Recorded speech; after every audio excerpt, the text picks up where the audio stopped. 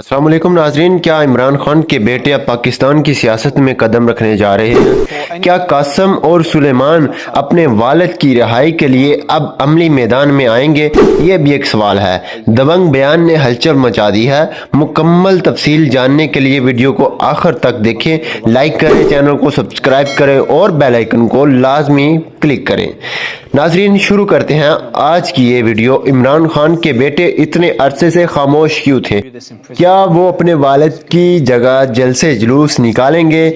क्या ये मुमकिन है कि वो अमली सियासत में कदम रखें? इन तमाम सवालात के जवाब आपको इस वीडियो में मिलेंगे।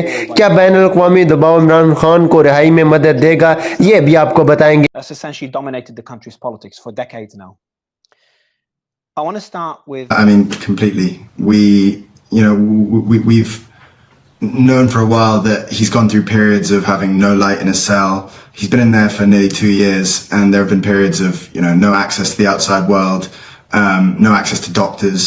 We're well aware of the situation, and he's been in, prolonged solitary confinement. If only we were able to speak to him more. The court mandates that we speak to him once every week. We speak to him once every 2 or 3 months, if that. I think when that tweet was put out, was actually after large protests in Pakistan about the elections and about just general suppression of democracy in Pakistan. And as a punishment, I think they really ramped up those punishments. No light in the cell, no visitors, and so on.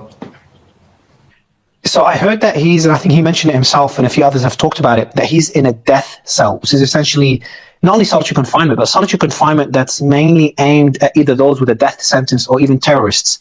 He put out a message himself, I think it was mid last year. He said, quote, "I am confined in a 7 by 8 foot death cell, typically reserved for terrorists to ensure they have no contact with anyone." Can you tell me more about that cell and his conditions, and maybe also give us an idea of the last time you've spoken to your father? What we know is that he has no access to other prisoners. He is, alone in there. He's occasionally in the pitch black for prolonged periods. There was one period where he was in there for 10 days in the pitch black, no electricity, no nothing. And I remember when I spoke to him about that, he said the first 2 days were beyond difficult, and then he was able to get into a kind of Zen-like mentality, and what ended up being 10 days, he said it could have been a year. The situation in his cell is pretty bleak. He is, one thing I know about your father, he is a very resilient man. You kind of touched on how he's coping with this. Can you give us an idea of how was it in the early stages when you have those calls with him, and how is it today? Is he still as strong? Is he struggling? I can't even imagine being in the dark for 10 days. So he's definitely that's a very accurate description. He's definitely, resilient. He's probably I would say, I'm obviously biased, but he is definitely the most resilient person that I know by a distance.